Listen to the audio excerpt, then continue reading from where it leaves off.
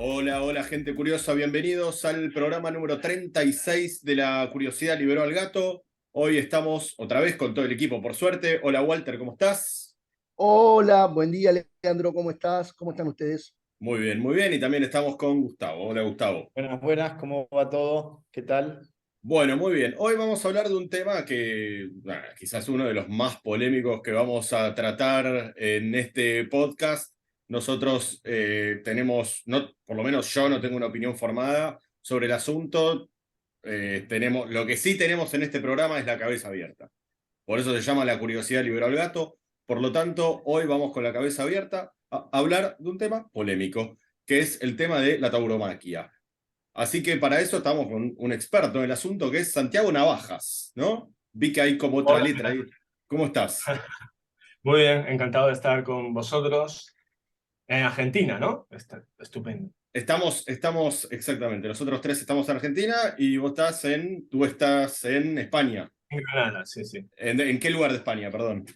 En Granada, En Granada. en Andalucía, que es muy importante por esto de la tauromaquia, porque la tauromaquia, tal y como se conoce hoy digamos, la manifestación superior de ella, que es la manifestación artística, tiene su origen en Andalucía, fundamentalmente.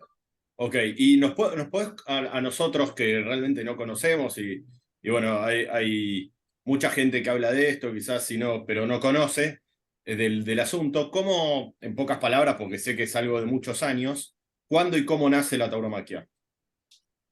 Bien, bueno, hay un origen lejano y un origen cercano, por así decir, ¿no?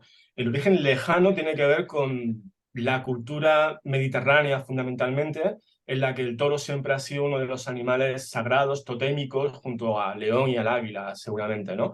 Hay fiestas populares españolas donde la tauromaquia popular, podríamos decir, tiene su origen en Creta, tiene su origen, por ejemplo, en la ciudad de Sevilla está fundada en este sentido por Hércules, que le dio 3 toros al rey de la ciudad. Entonces Ujú. hay una tradición mediterránea que tiene que ver con el culto al toro, que incluso lo vemos en la religión judía, ¿no? Por ejemplo, cuando Moisés bajó del monte Sinaí, se encontró a los judíos venerando al becerro de oro. Ujú. Luego, la gran religión que era, por así decir, competidora del cristianismo, que era la religión de Mitra, y que también tenía su origen en la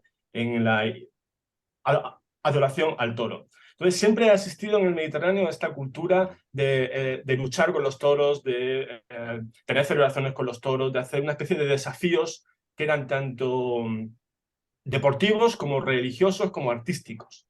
Luego ya, eso es el origen lejano, por así decir. Entonces, ¿cómo Cuando sería actualmente? O más, Sí, digamos, el origen más actual. sí, el origen más actual tiene que ver ya en el siglo XVIII. En el siglo XVIII es cuando comienza el toreo a pie, propiamente dicho, y es cuando se introduce una serie de rituales y de reglamentos que son aquellos que van a hacer que lo que era una actividad estrictamente popular pasa a ser, por un lado, profesional, y eso se va a ir depurando con el paso del tiempo hasta llegar al siglo XX con los grandes toreros como eran Joselito y sobre todo Juan Belmonte, que va a hacer que lo convierta en una especie de arte espiritual, por así decir, ¿no? Como él le confesó a Manuel Chávez Nogales en su biografía, ¿no? Cuando decía, bueno, un torero no es alguien aquel que se dedica a matar un toro a golpes, sino que es más bien alguien que es capaz de introducir una serie de rituales que tienen que ver con el arte y casi con la mística, ¿no? Entonces, en ese sentido decía Juan Belmonte que el toreo, en el sentido de que él lo interpretaba, era un arte espiritual. Hoy cuando uno va a la plaza de toros hay como tres tipos de espectadores, ¿no? Aquellos que lo ven más bien como una especie de justa deportiva, y ahí sería el término más ajustado, el del término en inglés, bullfighter. Entonces son aquellos que se dedican un poco a hacer cabriolas delante del toro. Luego tendríamos un estilo mucho más depurado, que sería aquellos que van a buscar una cuestión simbólica, existencial, en lo que son las corridas de toros, y luego lo que los vemos más bien como una cuestión estética, ¿no? El toreo sería como una especie de ballet, de ópera, en el que el torero se convierte en una especie de intérprete, pero un intérprete que, a diferencia de un actor que interpreta a Hamlet, pues puede morir. Muy bien. A ver, le dejo el piso a Gustavo, si quieres preguntar algo antes de pasar a todo el tema de las críticas y eso. Sí, eh, quería preguntarle más que nada por, digamos, por dónde ves la principal, el principal argumento de justificación de la existencia de las corridas de toros y si, digamos, como dijo Sabater, digamos, hay una cuestión moral en la tauromaquia, digamos, una justificación moral de la tauromaquia, o, digamos, meramente cultural, o estética, o histórica, o tradicional, digamos, por dónde ves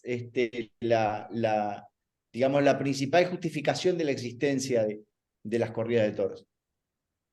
Sí, la principal crítica que se hace a las corridas de toros proviene de una concepción de la naturaleza y de los animales que en su origen es muy cristiana. Entonces, comentaba el conflicto que hubo a propósito del cristianismo entre la religión de Mitra y el propio cristianismo.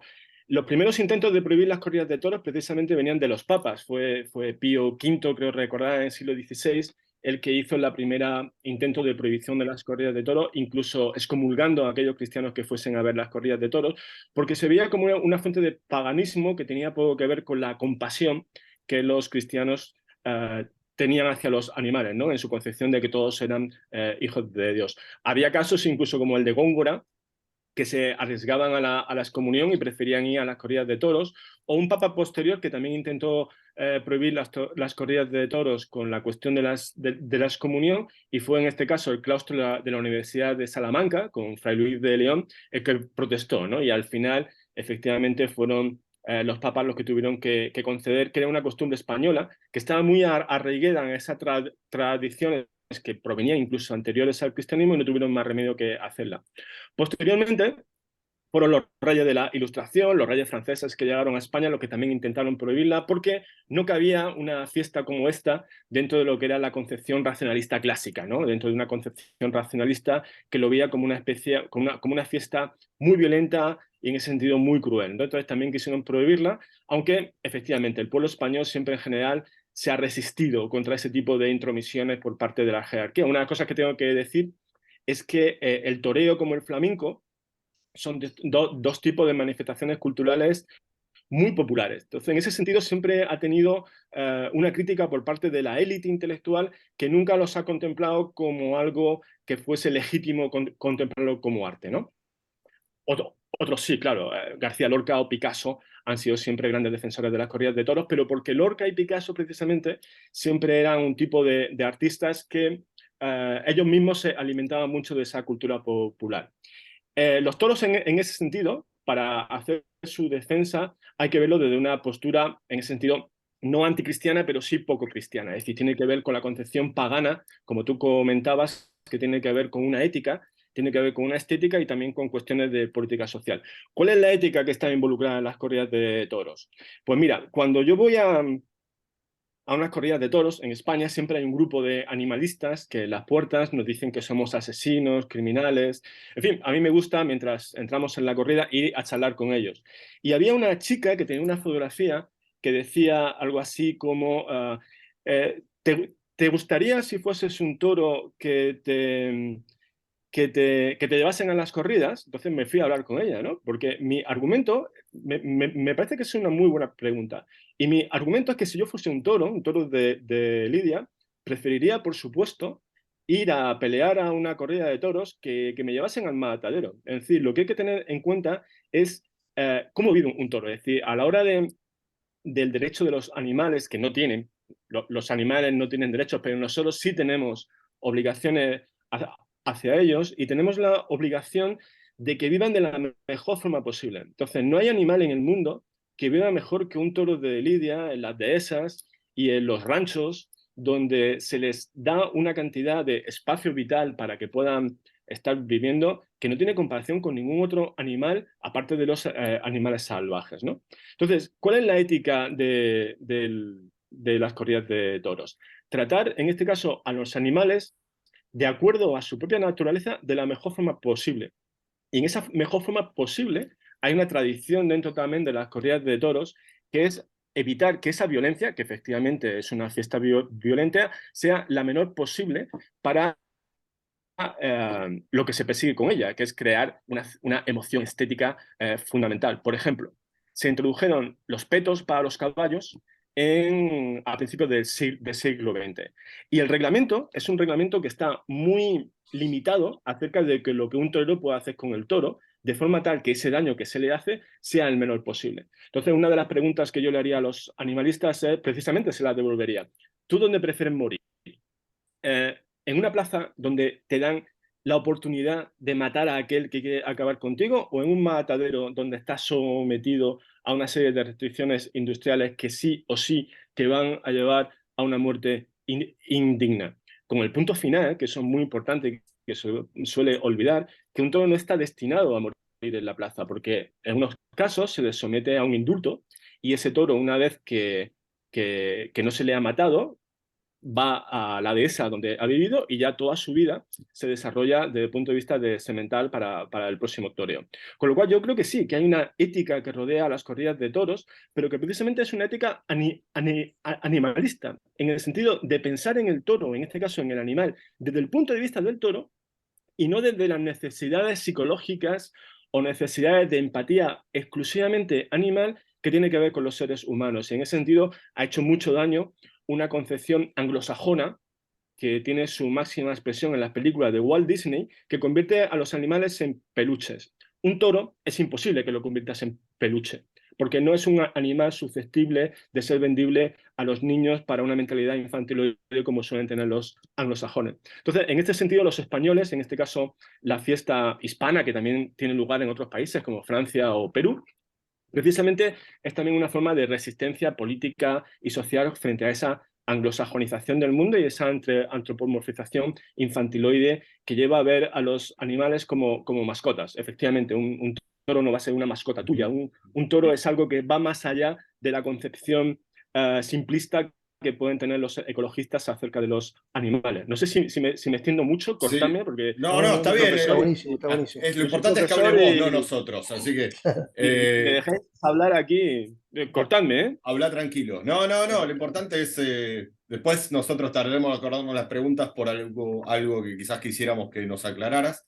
Por ejemplo, esta pregunta que te voy a hacer ahora es algo que se dice, yo la verdad no sé, que el toro entra como en son de paz a la plaza y como que se lo pone nervioso, se le clava, no sé qué, se le clava Las arriba. banderillas.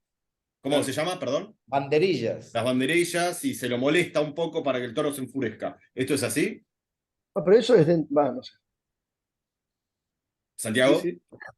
Sí, bueno, tienes que pensar que los toros que se torean en la plaza no existen en la naturaleza. Es decir, el toro de Lidia es un animal inventado por el ser humano, como están inventados por el ser humano los perros, ¿no? Que descienden de los lobos. El origen último de los toros son los uros, pero el toro de Lidia es un toro que ha sido fabricado por el ser humano para que sea bravo. ¿Qué significa que sea bravo? Que está prefigurado, está programado para que embista sistemáticamente. Entonces, esa es su configuración, ha sido creado para que embista sistemáticamente. Con lo cual, cuando está en la plaza, cuando entra en la plaza, y es, digamos, ese momento de punto de vista, es el mejor momento que existe, ¿no? Que es cuando ese animal soberbio entra en la plaza con esas ganas de pelear. No tienes más que verlo que en cuanto sale en la plaza lo que hace es embestir, porque es que está hecho para eso, para que embista sistemáticamente. Y luego tiene un trapío, el trapío es la estampa del toro, ¿no? También ha sido configurado para que tenga una determinada estampa. Con lo cual, lo que vamos a las corridas de toros, lo que sentimos hacia los toros, no es como se suele decir una especie de crueldad sádica, es que es todo lo contrario. Es decir, es que sentimos una admiración espectacular hacia esa figura totémica, fastuosa. Y lo mejor que le puede pasar a un toro no es que muera, que eso también, sino el indulto. Es decir, cuando un toro es magnífico, es la propia plaza, son los propios espectadores los que piden que no se le mate. Y en los casos en los que sí se le mata, porque no haya llegado a ese nivel de bravura, al toro se le despide con aplausos. Y cuando el torero, por ejemplo, hace algo que no está al nivel de ese gran toro, al que se le pita, al que se le silba y al que se le quiere echar, incluso llega la Guardia Civil y se lo lleva, es al torero.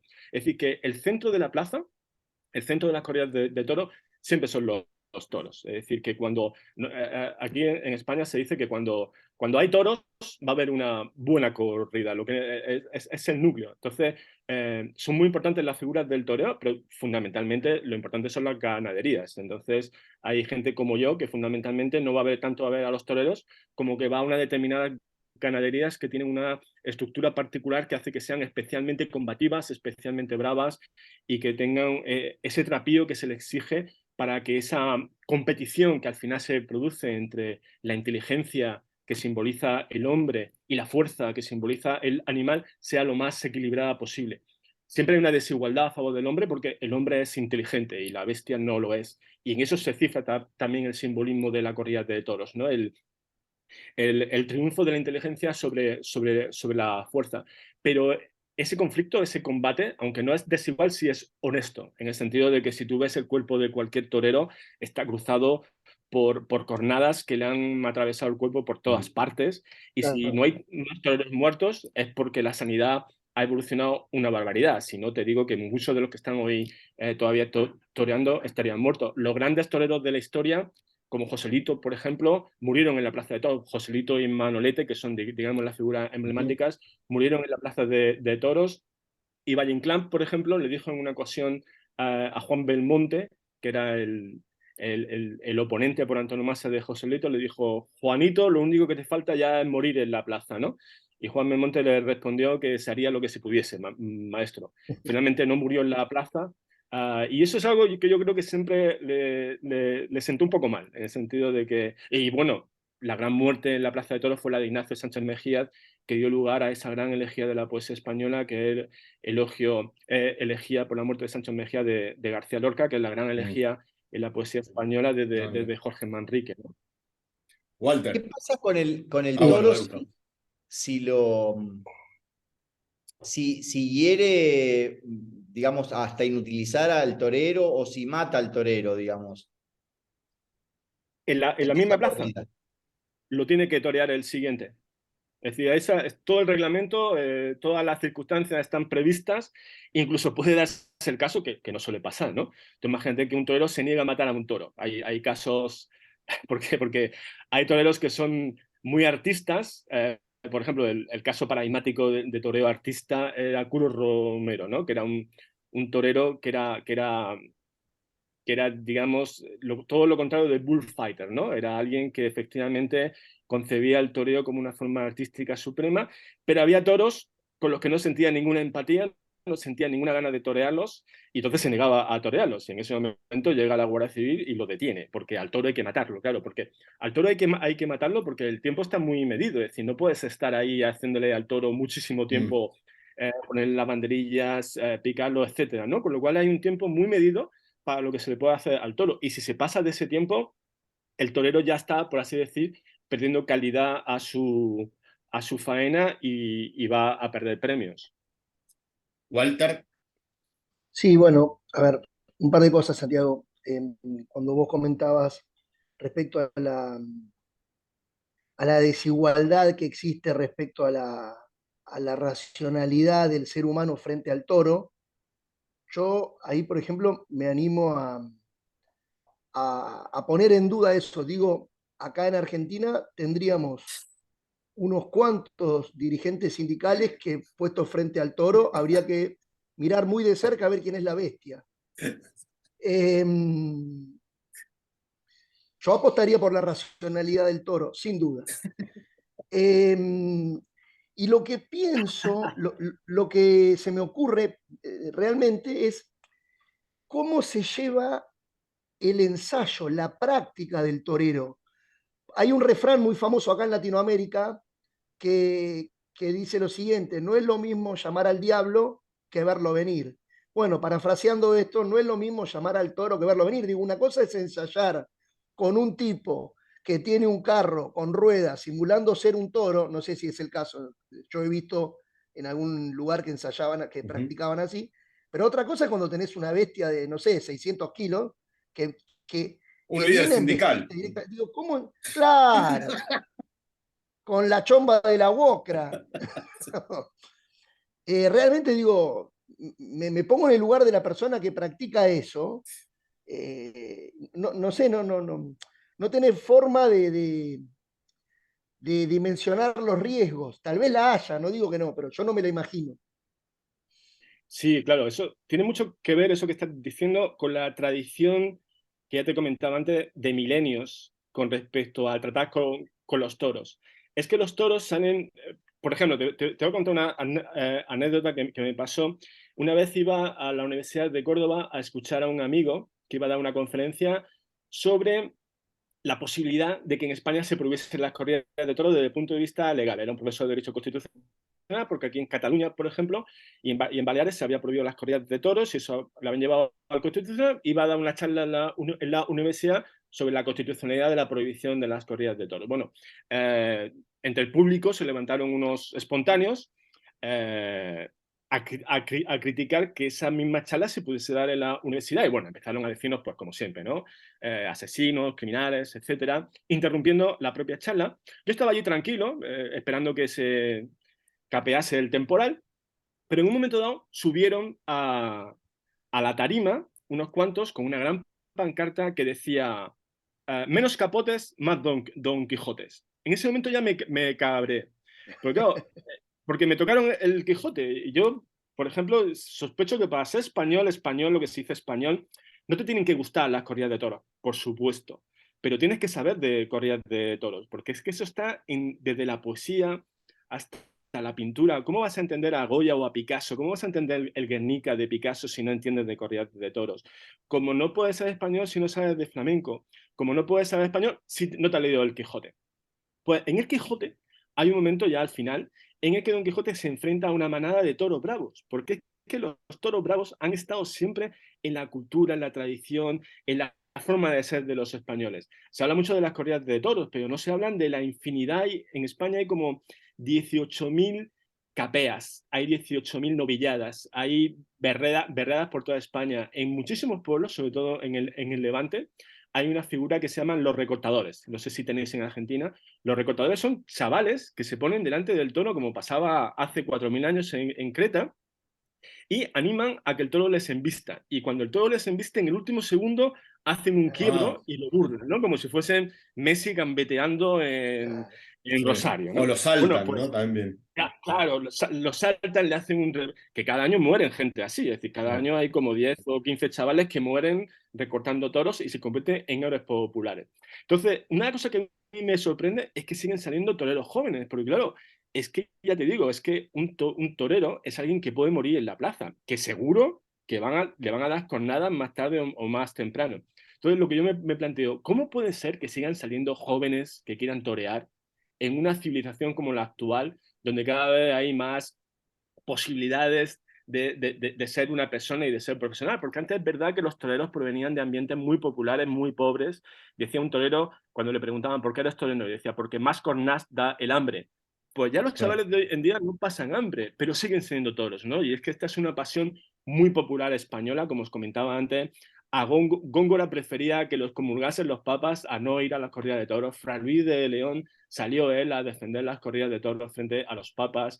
Los reyes franceses ilustrados intentaron prohibirla y fue el hermano de Napoleón, José Bonaparte, que hubo un tiempo en que fue rey de España, que tuvo que permitirla de nuevo porque se daba cuenta que eso forma parte del propio ser español. Decía García Lorca que era el núcleo de la españolidad de España, ¿no? Ortega y Gasset, el gran filósofo español, también decía que no se podía comprender lo que era ser español ya te digo, no que te gusten las corridas de toros, ¿no? Pero sí tienes que comprender ese sentimiento tan mediterráneo y tan pagano que está involucrado en las corridas de toros y que sigue haciendo que los jóvenes desde muy pequeños tengan ese trato con los toros que luego hace, como comentaba, que cuando le llega una bestia de 500 kilos para vestirla, pues sean capaces de hacer ese tipo de figuras tan impresionantes.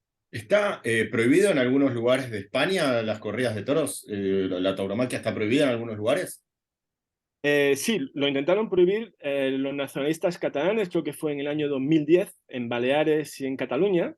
Entonces, se produjo una polémica para intentar que no se prohibiese, que tenía dos ámbitos. Por una parte, defender la libertad creativa, la libertad de expresión de aquellos que quieren torear, y por otra parte, un conflicto de competencias entre lo que puede hacer el Estado autonómico y el Estado central. Al final, el Tribunal Constitucional lo que dijo es que es una cuestión de competencias, que las autonomías no pueden prohibir ese tipo de espectáculos. Okay. De facto siguen prohibidas, pero siguen prohibidas porque nadie se atreve a hacer corridas de toros en Baleares o en Cataluña, pero porque allí el poder nacionalista es muy fuerte. Entonces, si te aventuras a hacer una corrida de toros, pues te vas a quedar sin subvenciones y te vas a quedar sin ayuda del gobierno catalán. Sigue habiendo una plaza de toros en Barcelona, pero de entonces no se ha vuelto a abrir.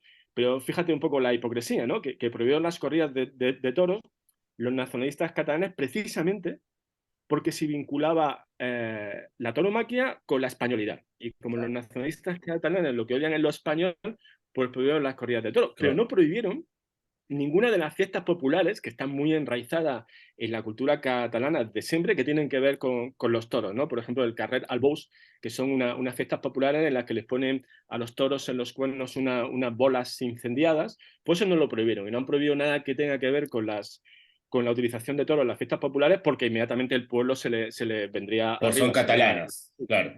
Son catalanas, ¿no?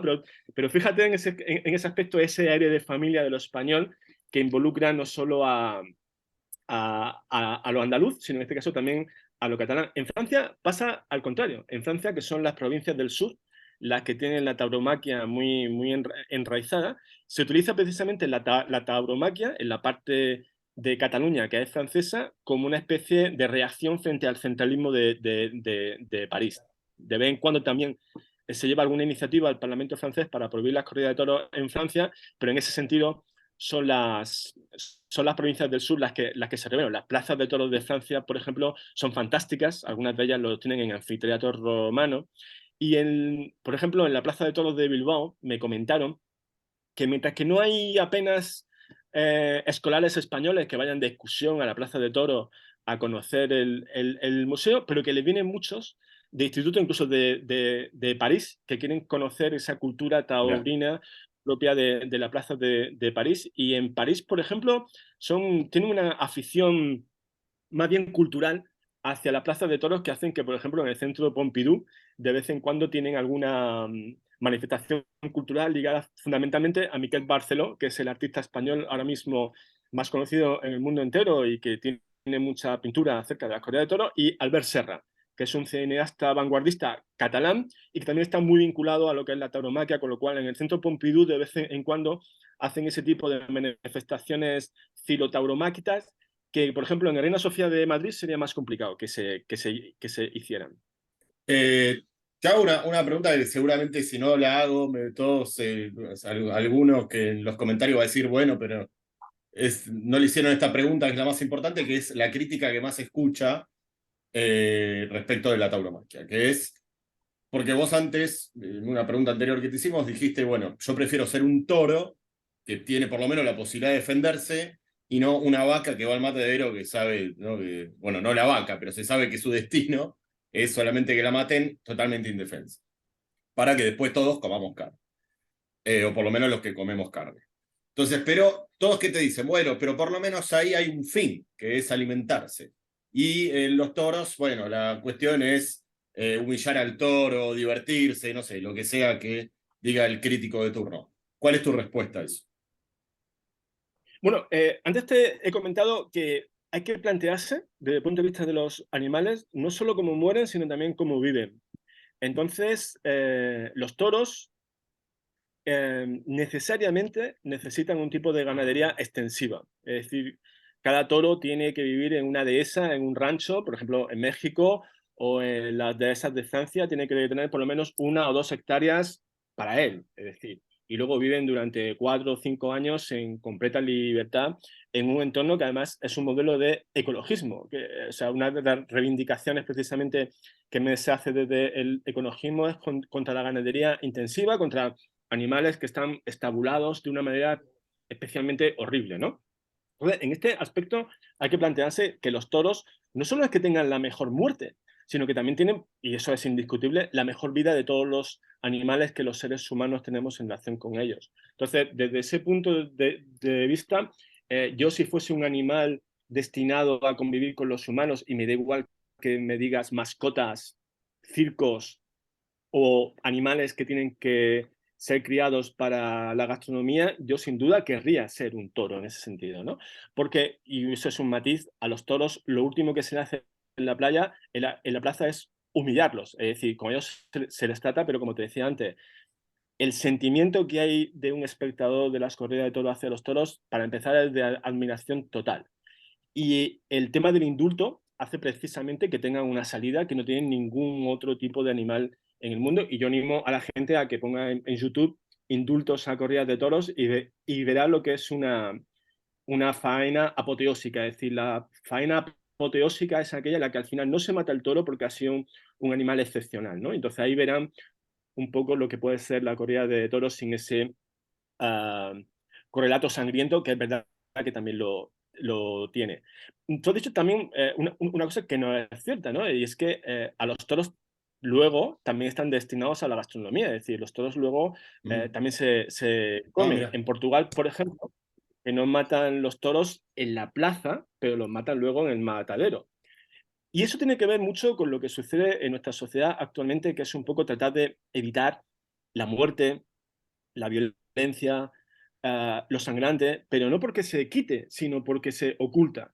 Es decir, si la gente viese lo que se hace en los mataderos, seguramente muchos de ellos se harían Seguro. vegetarianos. Es decir, yo, por ejemplo, una cosa que le digo a los alumnos, os llevan siempre a ver grandes monumentos y tal, pero no os llevan a los mataderos, para que veáis cómo esa comida, cómo esa carne, que luego te la encuentras envuelta en plástico, realmente es lo que hacen con los animales. A mí me parece, y ese argumento lo compro, es decir, el hecho de que tenemos que tratar a los animales de la mejor manera posible, evitando cualquier violencia. Pero si hacemos eso, las corridas de toros están en uno de los últimos lugares a la hora de quitar a los toros para nuestro servicio, ¿no? En primer lugar, teníamos que acabar con los mataderos, con toda la ganadería intensiva que hay. Luego teníamos que acabar con las mascotas, que al fin y al cabo son esclavos de la gente, que los tiene muchas veces de una forma absolutamente eh, horrible, ¿no? En pisos pequeños y tal. Yo tampoco tengo mascotas, ¿no? Y respeto a la gente que tiene mascotas, pero me parece que también que su comportamiento o su trato se puede mejorar mucho.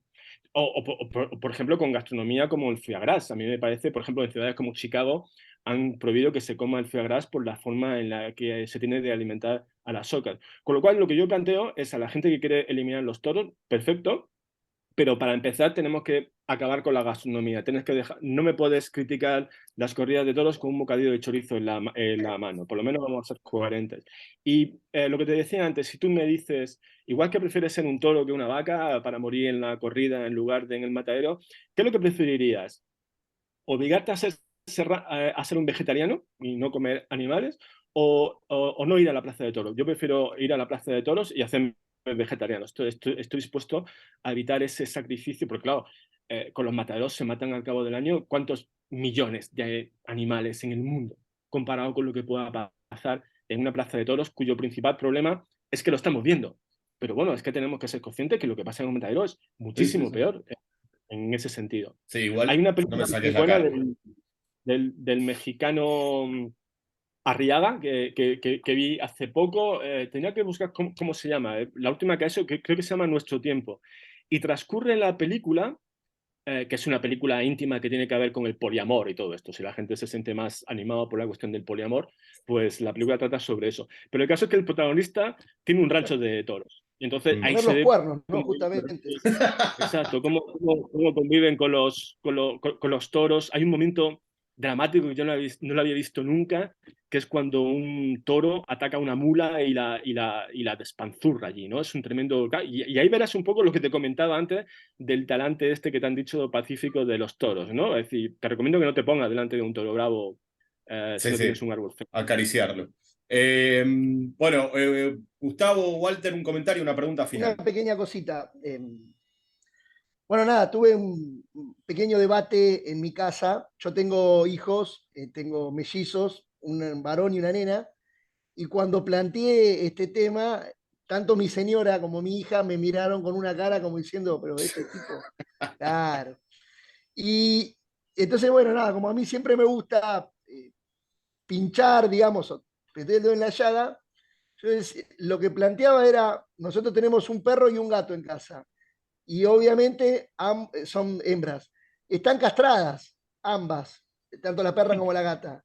Yo decía, pero esa decisión fue unilateral, digo, nosotros decidimos que había que castrarla. Digo, en última instancia no estamos lejos de esto que ustedes están criticando de esa forma, digo, ¿no? Planteando como que todo lo malo lo encarna la persona que en este caso lleva o defiende esta idea de la tauromaquia.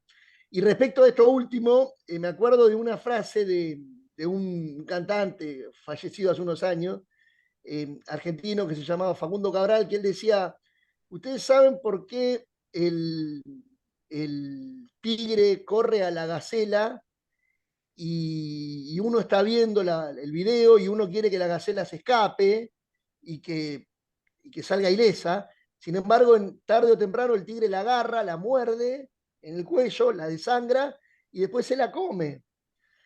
Y él reflexionaba, bueno, esto pasa porque el mundo no es lo que queremos que sea, es lo que es. Sí. Y No, me parece que además, eso engloba. además, si después vos ves al tigre muerto de hambre, la tigresa, digamos, muerta de hambre, con los hijos muriéndose de hambre, te pones triste y dices, uy, qué lástima, hubiera agarrado a la gacela. Claro, claro, claro, claro. Eh, Walter, un Sí, comentario, una sucede. pregunta. Sí, Santiago. Sí, sucede con esto que comentabas, que en España hay un tema de... Yo, que por ejemplo soy profesor de filosofía y una de las asignaturas es de debate. Un tema clásico de debate también en España es a favor o en contra de las corridas de toros.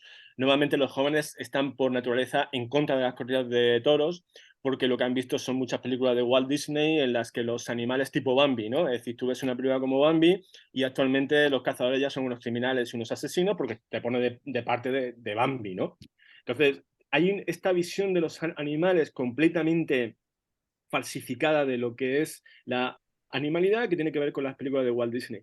Los que, como yo, en principio nos hemos criado más, y eso es algo que quiero subrayar, ¿no? Que la tauromaquia es un arte que surge del pueblo. Y entonces, en ese sentido que surge del pueblo, tiene una gran incomprensión por parte de mucha gente de la intelectualidad que tiene una concepción del arte exclusivamente libresca y en ese sentido habría que reivindicar ese aspecto popular de las corridas que, como comentaba antes, gente que estaba muy en contacto con el pueblo como una fuente de inspiración de su propio arte, como era Goya, como era el propio Cervantes, García Lorca, Picasso, lo tenían muchísimo en cuenta.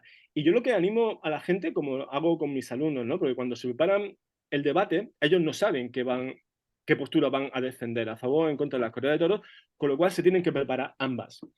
Y lo que os comento es que cuando se preparan ambas y cuando escuchan los argumentos de aquellos que están a favor de las corridas de toros, no digo yo que se vayan a convertir ya en partidarios de la tauromaquia, pero sí tienen en cuenta que no es un debate tan a priori sesgado hacia uno de los campos, sino que en realidad hay razones profundas, culturales, artísticas, éticas, ecologistas, para mantener esas corridas de toros. Y no hemos tocado, que también sería interesante, aunque no es el argumento principal, el económico, que tiene que ver también con el mantenimiento de esta cultura y de esta tradición que, por lo que a mí, que lo que me importa en este caso, que es ser español, tiene mucho que ver con efectivamente conocer la cultura española en su profundidad.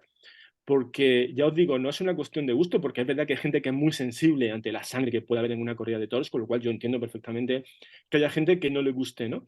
Pero hay un salto entre eso y querer prohibir las corridas de toros porque son algo salvaje, sádico o criminal. A mí lo que me enfada en esta cuestión no es que alguien quiera prohibirlo, que incluso comprendo que se pueda hacer, pero sí esa satanización de aquellos que nos gusta la tauromaquia como una forma artística, que nos describen como sádicos cuando es realmente todo lo contrario el respeto que tenemos hacia esos animales totémicos, fantásticos, impresionantes, de una fuerza espectacular, de una belleza impresionante, y que luchamos precisamente por mantener ese tipo de animal en una sociedad que precisamente lo que hace es querer convertirnos a todos en una homogenización que proviene del mundo anglosajón, en este caso, como antes podía provenir de los papas italianos o de los reyes franceses.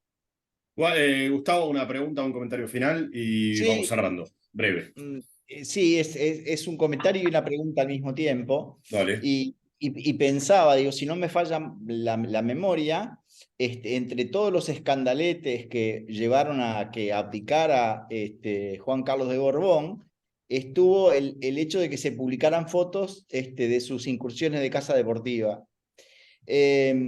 Y me pregunto hasta qué punto el debate de fondo no es el de a qué tenemos derecho los seres humanos en relación al resto de los seres vivos y al resto de la naturaleza. Digamos, si tenemos derecho a utilizarlos para nuestro entretenimiento y si en todo caso es más moral un entretenimiento colectivo que un entretenimiento individual que involucre el sacrificio de un animal. Y por eso esta discusión de que la caza deportiva, que es un entretenimiento individual, es más, ¿cómo te puedo decir? Es todavía peor visto que el de la tauromaquia, que es un evento deportivo. Y al mismo tiempo me pregunto si las tradiciones son sagradas, porque había una tradición que se perdió, no sé exactamente en qué época, pero yo recuerdo que haber leído alguna vez, o más de alguna vez, que en el circo romano se enfrentaban gladiadores a muerte, ¿no? Donde el entretenimiento era ver morir a un ser humano, o se tiraban personas a los leones. Entonces digo, hay toda una evolución cultural y hay un debate constante, y me pregunto si la tradición es suficiente peso, la tradición cultural, la tradición histórica, es suficiente peso como para cancelar el debate, ¿no? La popularidad, la cultura es suficiente como para cancelar el debate. Sí, claro, apuntas a un hecho fundamental. La respuesta rápida, ¿la tradición lo valida todo? No, en absoluto. En este caso, si la tradición no es ética, y las tradiciones siempre tienen que estar vinculadas a lo ético. ¿Qué es lo que sucede? Que precisamente, como he tratado de mostrar ahora brevemente, la tradición de la tauromaquia precisamente ha incorporado esos componentes éticos. El caso más evidente es poniéndole a los caballos unos petos. Si tú ves, por ejemplo, las pinturas de Goya, ahí se ven como en cada corrida solían morir despanzurrados como 4 o 5 caballos, ¿no? Se llegó a la conclusión por la propia dinámica del público, que decía que eso era inaceptable, ¿no? Entonces se fueron introduciendo los petos. También el reglamento que está puesto para que efectivamente los toros, dentro de del daño que se les hace, sea el menor posible. Entonces introduce un tema muy interesante, que es el tema de los gladiadores. El periódico progresista por antonomasia en España es El País. Y cuando se fundó, en los albores de la democracia, tuvieron un debate muy interesante sobre la tauromaquia y sobre el boxeo, que es una especie de lucha de gladiadores contemporánea. Entonces, después de ese gran debate ético que tuvieron los del País, ya digo, tan progresistas y tal, lo que llegaron a la conclusión es que no era ético informar de boxeo. Entonces, en El País nunca se ha informado de boxeo, salvo para informar de que un boxeador ha muerto en una de estas circunstancias, ¿no? Y su argumento es que el boxeo era un deporte completamente sórdido, completamente inaceptable éticamente. Por el contrario, mantuvieron la información sobre las corridas de toros. Paradójicamente, las mejores páginas del País en estos 50 años, sin duda, han sido las de su crítico mítico, que ya murió, Joaquín Vidal, que eran maravillosas. Es decir, uno leía El País únicamente por leer las crónicas taurinas de Joaquín Vidal. El boxeo y la tauromaquia tienen ese componente de estar en el límite de lo aceptable.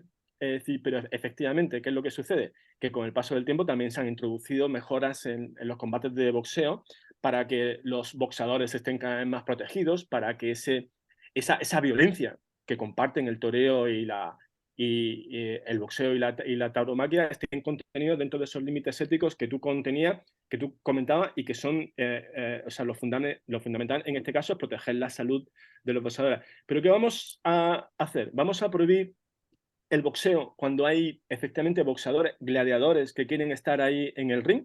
Lo que tenemos que hacer es respetar la libertad de la gente a la que le guste el boxeo, poniendo, eso sí, unos límites éticos muy claros para que el dolor o el daño que se les someta sea el menor posible dentro de esas circunstancias que siempre van a introducir cierta violencia.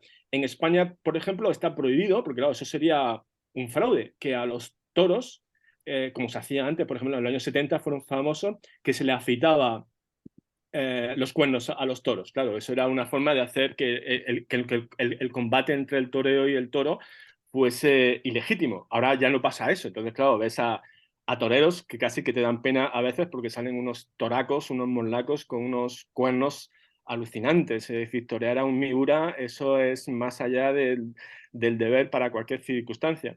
Y tú has comentado un tema también que es muy interesante, que es el tema de la caza, ¿no? Que es otra de esas abominaciones sociales que cuando se producen esas fotos en las redes sociales, como la de Juan Carlos, pues efectivamente producen un escándalo social, que es de una hipocresía alucinante, porque, por ejemplo, en España hay muchos parques naturales donde, como los ciervos, por ejemplo, y otros animales, no tienen depredadores naturales, pero claro, nos encanta la naturaleza, pero es una naturaleza de ciervos, osos panda y bonitos linces, ¿no? Pero, Yorcas.